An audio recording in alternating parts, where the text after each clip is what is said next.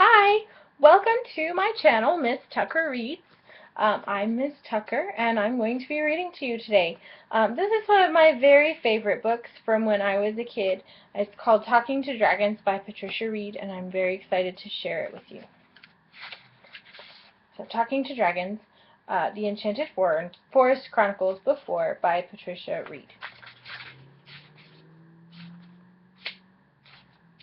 Chapter 1, in which Daystar leaves home and encounters a lizard.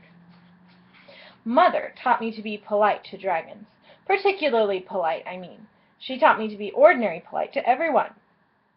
Well, it makes sense. With all the enchanted princesses and disguised wizards and transformed kings and so on wandering around, you never know whom you might be talking to. But dragons are a special case. Not that I ever actually talked to one until after I left home. Even at the edge of the enchanted forest, that's capital E, capital F, Enchanted Forest, dragons aren't exactly common. The principle is what matters, though. Always be polite to a dragon. It's harder than it sounds. Dragon etiquette is incredibly complicated, and if you make a mistake, the dragon eats you. Fortunately, I was well trained. Dragon etiquette wasn't the only thing Mother taught me.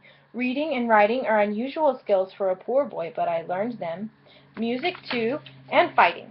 Don't ask me where Mother learned to use a sword. Until I was 13, I didn't know we had one in the house. I even learned a little magic. Mother wasn't exactly pleased, but growing up on the edge of the enchanted forest, I had to know some things. Mother is tall, about 2 inches taller than I am, and slender, and very impressive when she wants to be. Her hair is black like mine, but much longer. Most of the time she wears it in 2 braids wound around and around her head, but when she really wants to impress someone, she lets it hang straight to her feet. A lot of the disguised princes who stopped at our cottage on their way into the enchanted forest thought Mother was a sorceress. You can't really blame them. Who else would live at the edge of a place like that? Sometimes I thought they were right. Mother always knew what directions to give them, even if they didn't tell her what they were looking for.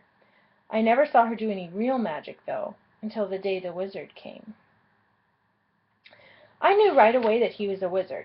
Not because of his brown beard or his blue and brown silk robes, although no one but a wizard can walk around in blue and brown silk robes for very long without getting really dusty.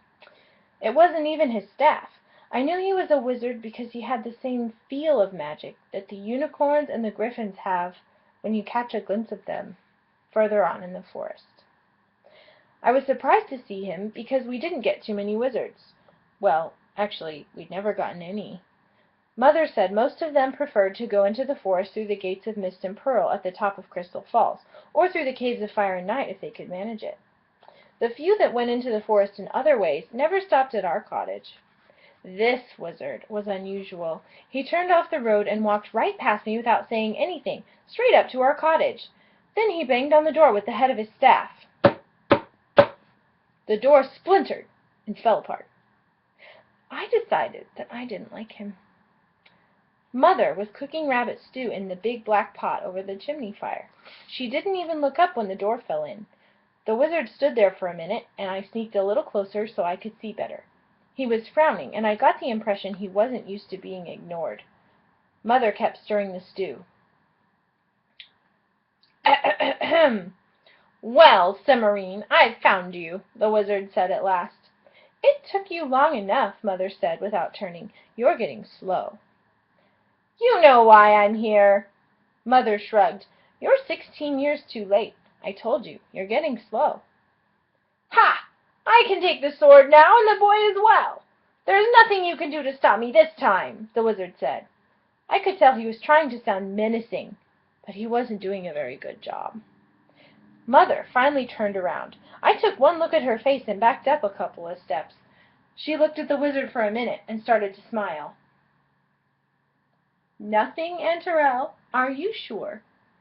The wizard laughed and raised his staff. "Ha ha ha ha!" I backed up some more. I wanted to see what was going on, but I'm not stupid. He paused a moment. For effect, I think, and Mother pointed at him. "Arglefraster," she said, and he started to melt. "No! Not again!" he screamed. He shrank pretty quickly, all but his head, which was shouting nearly the whole time, "I'll get you, Cimarine! I'll be back! You can't stop me! I'll—" Then his head collapsed, and there was nothing left but a little puddle of brown goo and his staff. I stared at the puddle. All I could think was, I never knew Mother could do that. Mother let me stand there for a while before she told me to clean it up. "Don't touch the staff," she said, "and don't forget to wash your hands before you come to dinner." I went to get a bucket. When I came back, the staff was gone, and Mother was stirring the stew as if nothing had happened. She didn't mention the wizard again until the next morning. I was out by the remains of our door, trying to fix it. I didn't think my chances were good. I picked up the hammer, and as I looked around for nails, I saw Mother walk out of the enchanted forest. I was so surprised, I dropped the hammer and nearly smashed my foot.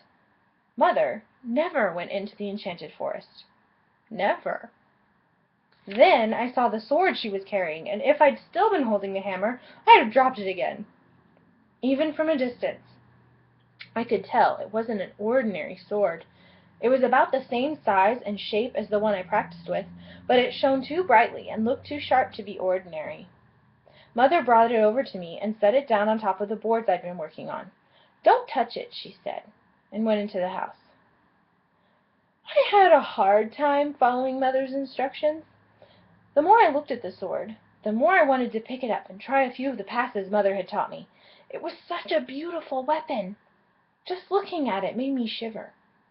But Mother always had good reasons for the things she told me not to do. So I waited. I didn't have to wait long. She came back almost immediately, carrying a sword belt and a sheath that I'd never seen before. They were old, so old that the leather had turned nearly gray, and very, very plain. I was disappointed. The sword deserved something more impressive. Mother went straight to the sword and put it in the sheath. She relaxed a little then, as if she'd been worried about something. Mother almost never worried. I started wondering just what that weapon did. I didn't have much time to think about it, though. As soon as she had sheathed the sword, Mother turned and gave me her "You're not much, but you'll have to do" look. I started to worry. Mother picked up the sword belt. "This is for you, Daystar." I reached for it, but she shook her head. "No, I'll do it the first time. Hold still." She bent down and buckled the belt around my waist, then hung the sheathed sword on the belt. I felt a little strange letting her do all that, and my elbows kept getting in the way. Finally she straightened up. "Now, Daystar, I have a few things to tell you before you leave." Leave? I was shocked. Mother had never mentioned leaving before. It occurred to me that she had said you and not we. I swallowed hard. "By myself?"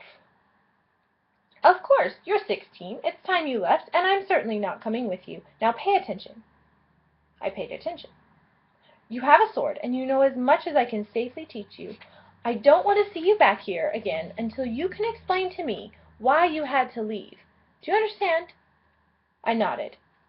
Mother went on. "Start with the enchanted forest. One way or another, things will happen more quickly there. Don't lose your sword, and don't draw it unless you need to use it. Oh, and watch out for Antarel. It'll take him a couple of days to get himself back together and find out where I put his staff, but once he does, he'll try to make trouble again. All right?" "But you haven't explained anything," I blurted. "Why did the wizard come here yesterday anyway? Why would he want to make trouble for me? And if he's so dangerous, why are you sending me— Daystar—" I stopped mid-sentence. Mother glared at me. "What happened to the manners I have tried to teach you?" "I'm sorry, Mother," I said. I was upset. "Being upset is no excuse," Mother said. "If you're going to be rude, do it for a reason, and get something from it." That's really good advice, by the way. I nodded. Mother smiled. "I know it's hard, and it's rather short notice, but this will probably be the best chance we get. I can't waste it just to give you time to get used to the idea of leaving home. Besides, if I tell you too much now, it could ruin everything. You'll just have to work things out for yourself." I was more confused than ever, but I could see Mother wasn't going to tell me anything else. She looked at me for another moment, then bit her lip as if she wanted to say something and couldn't. Abruptly she turned and walked away. At the door of the cottage she stopped and looked back. Good luck, Daystar. And stop wasting time. You don't have much of it." Before I could say anything, she disappeared inside. I started off towards the enchanted forest. Mother's advice was always good. Besides, I was afraid she'd melt me or something if I hung around for very long. I didn't bother to follow the road. It wasn't particularly useful anyway. It disappears as soon as you cross into the forest. Or at least it usually does. At any rate, I wanted to start with the section of the enchanted forest that I knew. The enchanted forest comes in two parts, the outer forest and the deep woods. Most people don't realize that. The outer forest is relatively safe if you know what you're doing, and I'd gathered herbs there a few times. I'd never gone more than an hour's walk from our cottage, and nothing particularly interesting had ever happened, but I'd always known something might. The way things were going today, I was pretty sure that this time something would. I felt the little tingle on my skin that marks the border between the ordinary woods, where our cottage was, and the enchanted forest. Some people have trouble getting in and out of the forest, but I never did. I was feeling excited and adventurous, and maybe a little scared. I mean, for years I'd watched all these princes and heroes and so on go into the forest, and now it was my turn. I looked back over my shoulder to see if Mother was watching. The cottage was gone. That shook me. You just don't expect the place you've lived in for 16 years to vanish like that. I looked around. The trees were huge, much larger than the ones by our cottage. I couldn't reach more than a quarter of a way around the trunk of the smallest one. The ground was covered with dark green moss that ran straight up to the bases of the trees and stopped short. I could see a couple of bushes, including one that had 3 different colors of flowers on it. Everything felt very dark and green and alive, and none of it looked familiar at all. I shivered. This wasn't the outer forest. This was the deep woods. I waited for a couple of minutes, but nothing happened. Somehow I wasn't reassured. Being lost in the enchanted forest does not do much for one's peace of mind. After a while I started walking again. I felt much less adventurous and considerably more scared.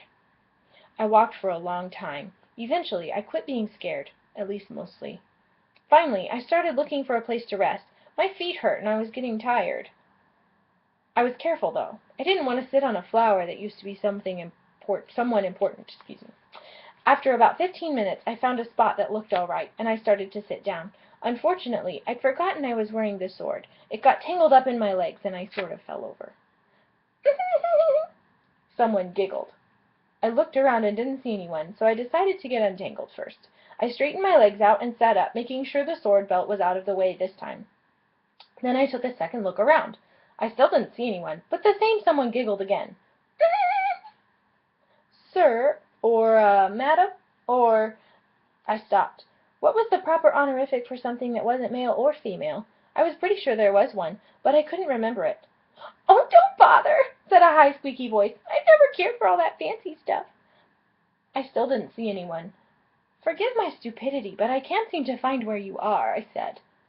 The giggle came again. "Down here, silly." I looked down and jumped.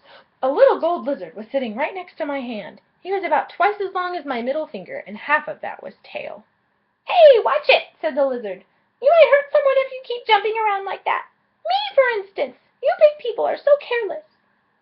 "I'm very sorry," I said politely. The lizard lifted his head. "You are? Yes, you are! How amazing! Who are you, anyway?" "My name is Daystar," I said, bowing slightly. It was a little awkward to do from a sitting position, but I managed. Being polite to a lizard felt peculiar, but there are only 2 rules of behavior in the enchanted forest. Don't take anything for granted, and be polite to everyone. That's if you don't live here.